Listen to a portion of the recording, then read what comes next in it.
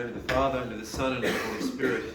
Dear brothers and sisters, if we've been paying attention to the readings of the Sunday, the epistle readings, where we're drawing the epistle reading from at the moment, is from the epistle to the Romans.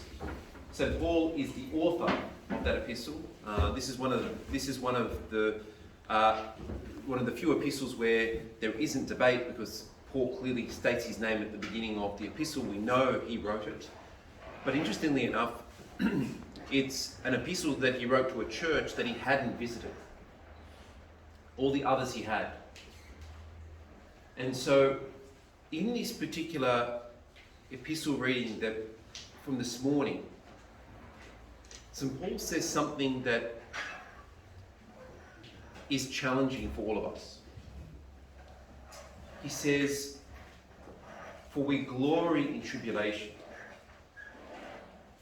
Now, instinctively, when we're going through tribulations, we're going through hardships, we're going through difficulties in our life, the first reaction is not to glory in it. And when he says glory, what he's saying is to take joy and to be grateful for it. But what happens when I am in tribulation? The first reaction is that I get angry and I get resentful. Why, God, have you let this happen to me? Why couldn't it have happened to somebody outside or somebody who doesn't come to church? And then I become despondent, and then I get sometimes depressed. But that's not what St. Paul says to us. And if we're thinking, you know, this is very nice and theoretical, consider who's writing this epistle. This is St. Paul. No one suffered and went through as much tribulation to spread the gospel in the early church as St. Paul. How many times was he shipwrecked? How many times was he jailed? How many times was he whipped and scourged and he had to flee for his life? How many times was he naked and without food? This is not theory, brothers and sisters. He's talking from practical experience. But to understand why he says, and by the way, St. John Chrysostom really highlights some of the essential elements of what St. Paul is trying to say here. St. John Chrysostom says, notice, he doesn't say to grit your teeth and bear it. Just get through it, because there's a reward for you in the kingdom of heaven. That's not what St. Paul is saying. He's saying that we must glory in our tribulations here and now, in the moment. And why? Because tribulation produces patience. Another way it's translated is perseverance. And perseverance, experience. And then experience, hope. And this is what St. Paul is trying to tell us. This is that tribulations are the school through which we go through in order to learn these things. The kingdom of heaven is not a place somewhere else after we die. It is here and now. And if I can't experience the kingdom of heaven now, in the midst of my tribulation, how will I experience it later? But realistically, and this follows on from the sermon from last week, where I was talking about how comfort is the enemy of the spiritual life. Tribulation is the school where we actually grow. There's no other way, brothers and sisters. Think about it practically.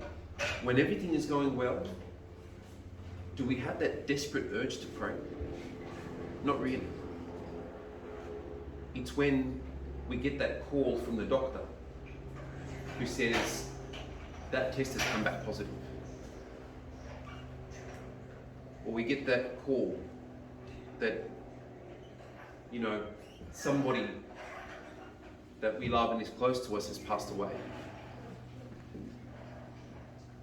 Or that our family has been in a car accident. We can only learn patience, perseverance, experience and hope through these experiences. It comes no other way. There was no other way to accomplish salvation than through the cross, through the path of suffering. In the 4th century, a young boy was fast asleep in his family home. And the family he grew up in, at the time he was living in what today we would know as Britain. He came from a fairly well-off family. He was being well educated. He was very young at the time. And in the middle of the night, a group of Irish bandits came in and kidnapped him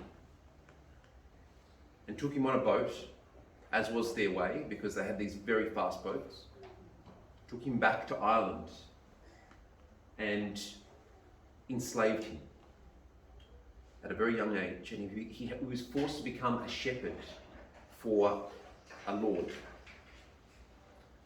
And this boy found himself having to shepherd out in the wilderness, naked, cold, and most of the time hungry with no food. And this went on for years. And during this time, he says that he started to think about the faith of his family, which he took no notice of when he was at home. But now that he was in this situation, he then started to think about God. And he began to pray. And he began to pray constantly, all the time, day and night. And one day, after many years, he heard a voice, and it said to him, "Go to the coast and board a ship that is waiting for you, and leave." The voice, he was in the wilderness. Unless the sheep all of a sudden was speaking to him, the voice was coming from one person. And he went to the coast. It took him many, many days to walk to the coast. When he got to the coast, the boat was there. He went to the captain and spoke to the captain, and the captain said to him, "Well, do you have any money or anything?" And he said, "No, I've got nothing." He said, "Well, I'm not letting you on. I've got cargo to take and I've got business to do. Go away." Despondent, he walks away and he starts praying, "God, what am I supposed to do?" And all of a sudden, one of the crew of the boat yells out and says to him, "You there, come here, we'll take you on your word." And puts him on board the boat.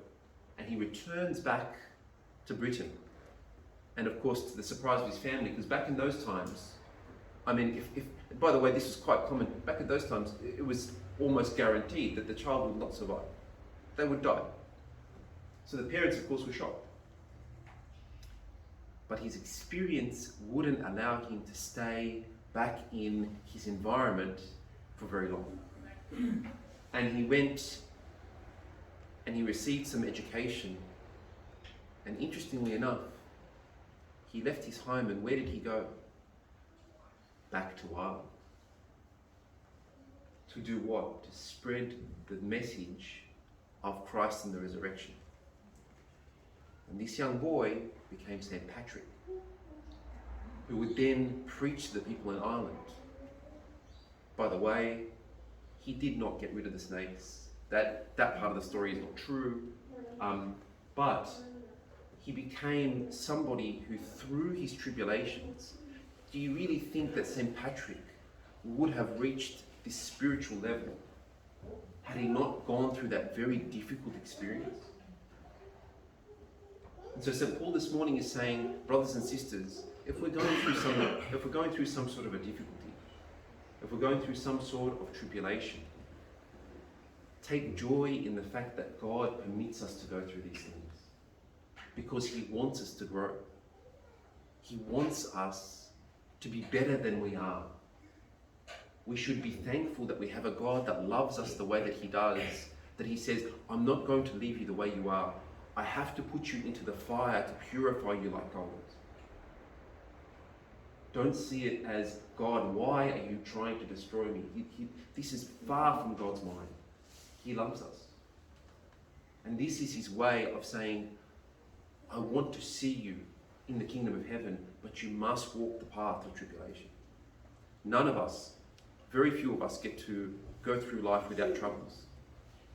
But if we take St. Paul's advice this morning, through each of these tribulations, we will increase in our patience and our perseverance. And that perseverance will lead us to experience, to knowing the closeness of God in the depths of our tribulations. Remember the 3 young youths, they experienced Christ where? In the fire. That's where they experienced Christ. And for us, brothers and sisters, we have to be prepared.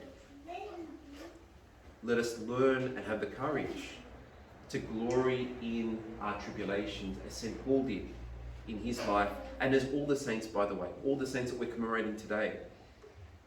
This is the story of their lives, tribulation and growing through that tribulation.